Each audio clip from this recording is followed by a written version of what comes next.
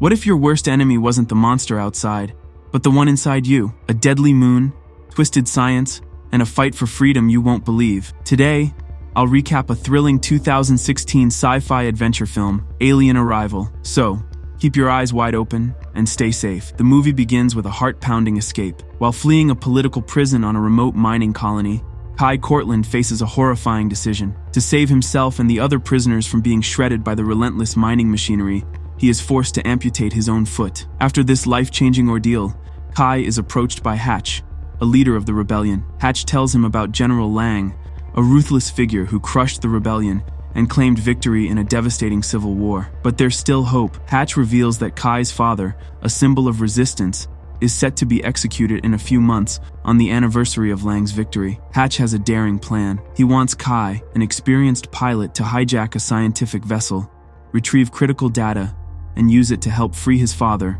and reignite the fight against Lang. To prepare him for the mission, Kai receives a high-tech cybernetic foot. With no time to waste, he agrees to take on the dangerous task, knowing the stakes couldn't be higher.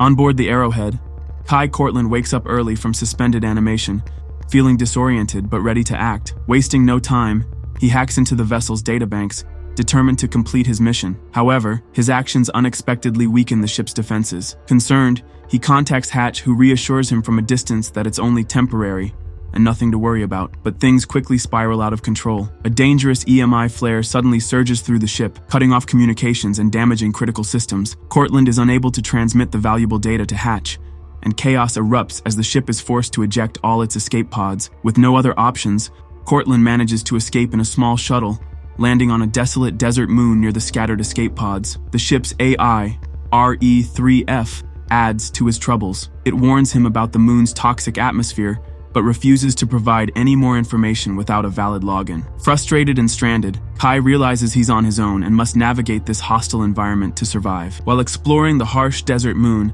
Kai Cortland stumbles across a grim discovery: the lifeless body of the Arrowhead security chief, Norman Oleander. Nearby, he finds an intact escape pod containing biologist Taryn Hollis. Wasting no time, Cortland carries Hollis back to his shuttle and manages to revive her. With her help, he uses her biometric data to finally unlock the ship's AI, RE-3F. As Hollis regains her strength, she grows suspicious of Cortland. She quickly guesses that he's working for Hatch, whom she accuses of carrying out violent terrorist attacks. Cortland, however, brushes off her claims, calling them nothing more than propaganda. The tension rises when Hollis recognizes Cortland as a former soldier who once served with her father. She offers him a deal. If he agrees to accompany her to a rescue rendezvous point, she promises him a fair trial. But Cortland, unwilling to trust her or risk his mission, firmly refuses. Cortland hurries back to Hollis when the ship's AI, RE-3F, refuses to start the shuttle's engines using her login. But before they can figure out their next move, a terrifying insect-like creature ambushes them. The attack seems fatal for Cortland, leaving Hollis devastated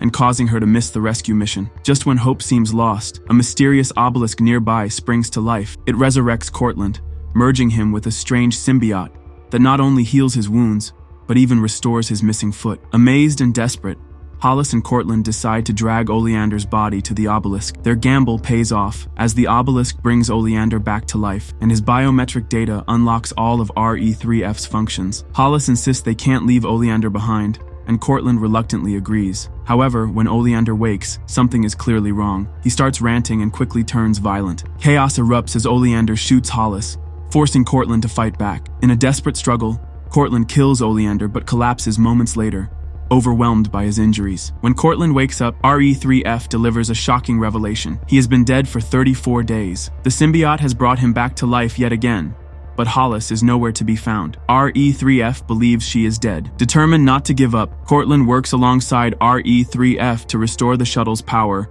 and plan his escape from the moon to rescue his father. As Cortland presses forward, he discovers a horrifying truth. The symbiote inside him has a dangerous side effect. It causes him to transform into the very same insectoid creature that attacked him. These transformations occur whenever he's overwhelmed by stress or pain, making it harder to control his actions. During one uncontrolled transformation, Cortland loses track of time and misses the anniversary of his father's execution. Heartbroken, he resigns himself to life on the moon. Over the next 3 years, Cortland adapts to his harsh new reality. He bonds with RE-3F, learning to master his transformations while building a safe refuge. But his peace is shattered when a violent insectoid begins attacking his shelter. After investigating, RE3F reveals that the creature is connected to Oleander's cells. It's a twisted version of his former ally. Realizing he must end this threat, Cortland devises a trap. In a final act of bravery, he sacrifices himself to destroy Oleander for good. The plan works, but the symbiote revives him once again, leaving Cortland alive to face whatever challenges lie ahead.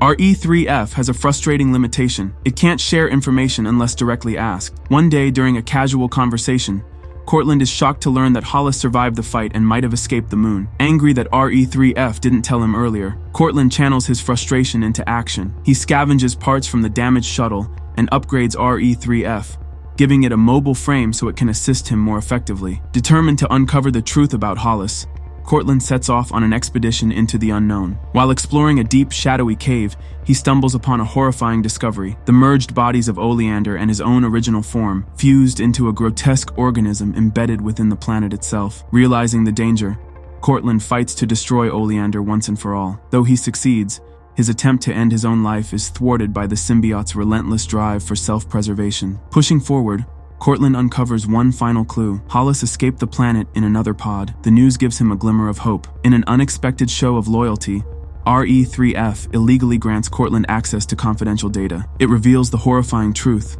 the moon is part of a time dilation experiment. Hatch and Lang are secretly using it as a weapon, planning to exploit the moon's strange properties against each other's forces in their ongoing conflict. As Cortland prepares to confront the truth of the moon's mysteries, Hatch arrives in a dramatic landing, revealing that only 20 minutes have passed for him. With a cruel smirk, Hatch reveals his ultimate leverage. He has captured Hollis and threatens to kill her unless Cortland hands over the vital scientific data. Realizing that Hatch, who freely admits to committing mass murder to achieve his goals, never planned for him to survive this mission, Cortland makes a bold decision. He refuses to give in. In a daring move, he uses a grenade hidden within his cybernetic foot to wound Hatch. But the fight isn't over. As the tension reaches its peak, Cortland allows himself to transform into the insectoid creature, finally overpowering and killing Hatch. Just when it seems Cortland might lose himself completely, Hollis steps in. Speaking calmly and with determination, she helps him transform back into a human, reminding him of the person he truly is. With the danger behind them,